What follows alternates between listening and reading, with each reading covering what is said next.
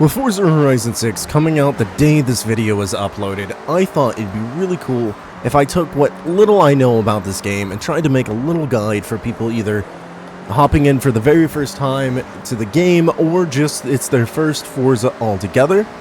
And I thought I would summarize some of the things I've learned and try and, put together a guide for you guys.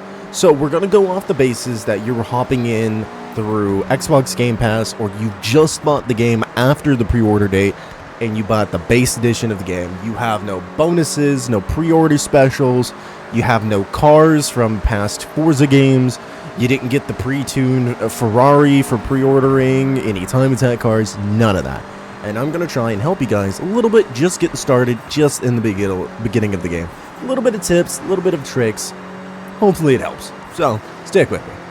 When you first boot up Forza and you do the opening scene, you'll go to pick some cars. These are the cars you'll have available to you. You'll have the Silvia KS Nissan. You will also have the Celica GT4 ST205. And lastly, you'll have option 2, the GMC Jimmy. Now, no matter which vehicle you pick, a little bit of a spoiler, you get all three cars anyway. What I recommend is when you go in, you take the Celica. And the only reason I recommend that is it already comes at the top of C-Class, or C500, and it has Aero already on it from the get-go, which makes it very handy. And if you're not someone that's very good at driving rear-wheel drive, it is all-wheel drive by default, and it'll get you through your first couple entry laps of road racing. Specifically, we're going to target road racing for this. Not that there's anything wrong with off-roading or cross-country. This is just more my forte, so it's a little easier to explain. I recommend going in with this. And then when you have the ability to, for super cheap, you can purchase what I recommend, and I used quite a bit, is the 2022 Subaru WRX. It was 25,000 credits. Now, you don't have to get that immediately. Wait until you get into the opening act where you get your first wristband, because then the races for Horizon specifically are going to be locked to B-Class, and this is a very good, very stable B-Class vehicle. In fact, I actually have a share code for it if you just want to rip my tune and kind of roll around the way I was in the beginning of the game. I have the tune named as B-Class Grippy Boy, or you can use the share code here on the screen, 169, nice, 175 803, and you'll get this great B-Class car. It does lower your max speed just a little bit. For me, it's losing horsepower, but that's because I currently have my car upgraded to the top of A-Class, so it is a little bit of a nerf compared to what I'm in currently, but you get good handling, you get a little bit of decent speed, you get 149, which I think is a little slower than the car by stock, but you also have a lot better grip, which is going to make it a lot easier to get around those corners. And while you may not be fastest in a straight line, most of the opening races are pretty corner focused.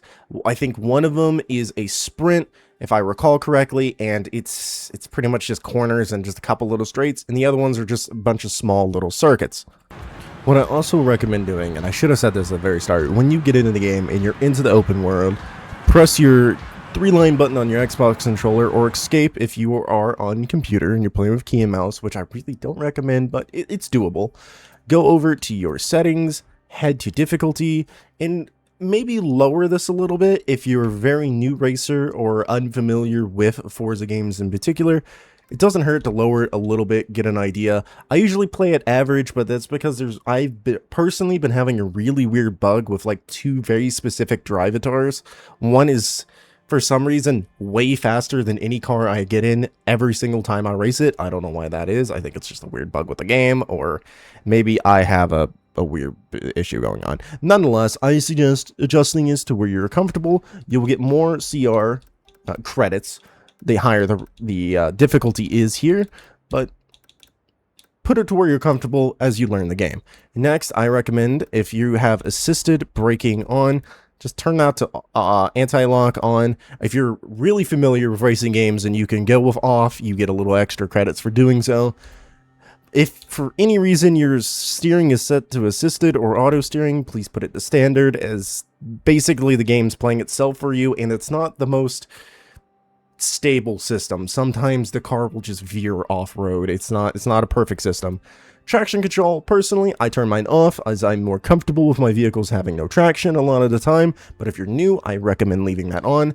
Stability control, how can I describe this if you don't know? So stability control kind of keeps your car from sliding out, especially if you're rear-wheel drive, but if you're more familiar with how to drive, it makes it a little harder for your car to turn in, as the game is actively fighting you turning too much that could cause the car to oversteer and slide out of control. Me personally, I leave it off, as I kind of know how to control my vehicle most of the time, unless it's a rear-wheel drive, then I struggle, especially high horsepower.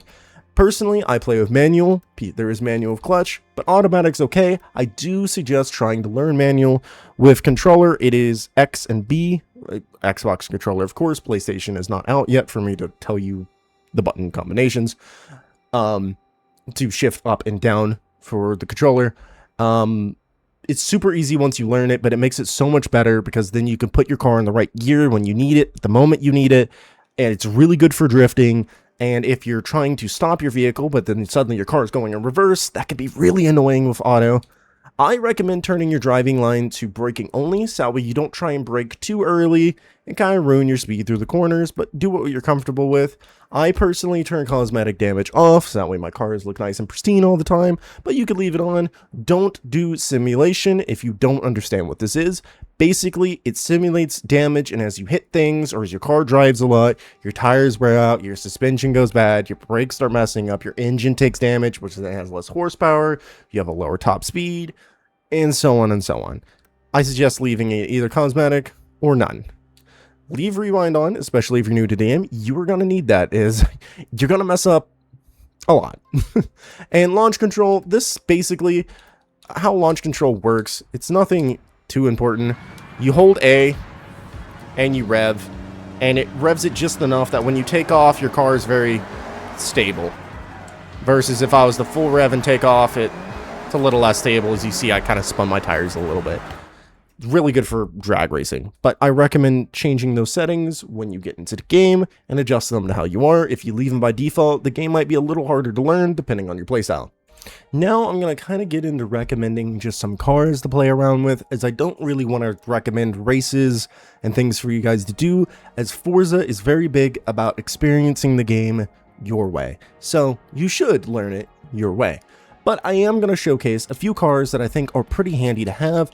One of them being, if you want to buy it instead of earning it, which is super easy to earn, try and get yourself, I think you have to have the DLC to get these time attack cars, so maybe not for them, but try and get your hands on the Honda Beat. It's only 15,000 credits, but if you'd rather not spend the money, there is another way of unlocking it. Simply pause your game again, come over to your collection journal, and I'm pretty sure it's in Discover Japan, and I might be wrong.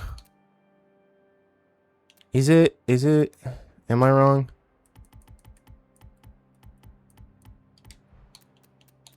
Oh, I am right. It's in the wrong thing. It's regional mascots. That's right. And as you go around and you hit some of these fun little characters, you can see them on your mini-map. Let me go and show you this. Each region has some different shaped characters. You can see what region you are by hitting your left bumper, and it will show you and also tell you all these fun things down the side on the left here. But in this particular region, we have these little ramen bowls. Cute little guys. You run enough of them over, they contribute towards your Discover Japan. I'm not going to really give a tutorial of that because it's more street racing, and honestly, it's a really fun storyline that you should just investigate yourself. But if you run over these cool little mascots, this one's ramen in this area. Over here we've got this curry rice who doesn't look too happy. Down in Tokyo we have these cute little, is it dangos, I don't know how to say the name, I'm so sorry. Over here we've got these little shrimp looking fellas. And then in this region we have onigiri. I don't know how to say these things, I apologize. I'm not used to saying these words, but I think they're just little like rice cakes, rice things with I'm just gonna move on before I make myself look dumber, guys. In this region you have little edamame, so they're like three little beans in a bun looking characters. This one, you have, I don't know how to say that, but it's that cute looking little egg picture thing right there to the left of my screen. And in this region, we have little matcha, I almost called it matcha tea. And then finally up here, we have something rice. Okay, I'm sorry. I'm not used to saying these words. Please forgive me. I'll learn them. I promise. But if you run over enough of those and we come back to our Discover Japan and we go to our regional mascots, you will see at the very top of my screen, you'll get rewards for getting X number of these little J points. And if you get 250, you can get that Honda Beat for absolutely free. And let me tell you, you kind of want the vehicle. Let me show you a few things. Right before I show you those, I'm going to be testing this on my events that I made myself. I have one for top speed test. It's pretty cool. Here's the share code 108255484. This is a really good way to test your top speed in both just straight line, slight slope, and just complete like downhill. Great way to test your speed. We're going to show you why you might want this little fella. Now, it has more than one purpose, but this car is stupidly cheap and easy to get your hands on. And if you upgrade it right, no, you can't use it in races early on most of the time, but you could do a lot of PR stunts with them, and it's just beautiful. This thing is just absolutely insane. This is my own personal tune I have for the thing, so I bet there is faster available. Let me turn around the corner here. As you can see, it's just fast. I am in miles per hour if it's not very clear on your screen. And yeah,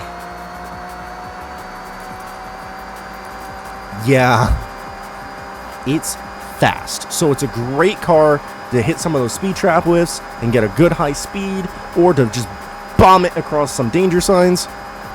And as you can see on a downhill, this thing is extremely fast. Extremely fast.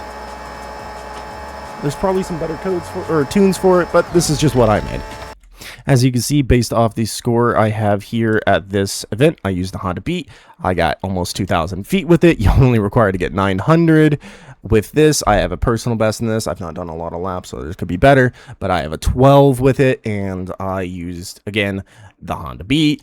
It's a ridiculous vehicle. I think I sent it sideways on this zone. It was not my best run, but again, I cleared it with the Honda Beat. You could do a lot of drifting. It has an amazing, I think it was A-class build I did for it. Rally, the thing is insane as a rally car too. It's a great drift car. It's a pretty okay race car. It kind of suffers turn in a little bit, but that could have just been my build for it. But more or less, it's a stupidly easy car to get your hands on, and it is kind of broken for how easy you can get your hands on it and what you could do with it. It will see you through everything you need it to. I mean, here, look, another danger sign. Boom, done. So let's move on to another couple of vehicles. I think you can get this car legitimately, but it does have a download arrow on it, but I couldn't find it in the auto show. But it is a Forza edition, so maybe if I'm wrong, I'm so sorry. I do not know at this time, but I think you can get it from Willspins. If someone does know this factually, please leave it down in the comments and I'll pin it. But if it is something you can normally attain, I got it as part of my pre-order, so I don't know. But this Toyota Tacoma is insane. Insane. Just off the gate, it is by default an R class with 2 PI points off being X class. I've already upped mine to X class. It's got insane cornering, incredible top speed, and it gives you bonus credits when you use it in races. Again, you're a long ways off using those in regular races, but if you're doing street races, or you're somebody that's doing like people's like blueprints and stuff, it's a great vehicle to use for those. And if you can eventually get your hands on the Colossus, it's just absolutely insane. As you can see, this truck just turns. Mine's stepping out a little bit because I tried to do something funky with my personal build, but okay, wow, this is me having an awful driving moment. I'm so sorry. But, I mean, look at that. Look at the way that just turned. Like, boop, boop, boop. I came off the road, but I mean, okay, see, like, I'm driving it. Okay, hello, car. I'm driving it, like, so... How can I compare this thing? If you played Forza Horizon 5, this thing feels a lot like that Forza Edition BMW. The SUV one, it feels a lot like that, except for it is dummy fast. I mean, these brakes are... Okay, I gotta start driving in my lane. These brakes are incredible. It's such a cool car. If you can get your hands on it, it's a Forza edition, so I imagine you can get your hands on it. Get it. It's very important. So this next thing I'm going to teach you is kind of an exploit, but kind of not. Let me explain. It's not because it's kind of the devs designed it this way with the way auto drive works. Not the auto drive by going into Anna over here and clicking enable auto drive, but the assists mode. And they made it this way in a kind of weird way. Not the assists part, but the way that the driving thing works for a time attack. So if you were to take a pretty stable car, example, the A-Class of this, which is a slight upgrade. If you guys want the tune for the A-Class version, I can drop it down below, or use the B-Class. You go into your settings here. You go to your difficulty. You put assisted on, auto steering. I recommend traction control as it does help a little bit, especially when the roads get wet. The AI that drives can get a little and put on automatic stability here and or there. It doesn't really matter all that much to me. I guess depending on some cars, it might be very handy. But you do this, you get these settings, you go back, you plug in your controller into whatever you're in. For me, I'm on my computer to record this, obviously, or you can plug it into your Xbox. So you have to have a cord and plug it directly into whatever you're playing on. If this is just plugged into a wall receptacle, your controller will die. At some point, it'll auto turn off, and this will stop. But if you get a hair tie, put it around your controller, over your trigger. As you can see, I don't mean to give you all the middle finger, I just have a long middle finger. All I'm doing is holding my trigger. And I'm just going to sit here and hold this for a minute.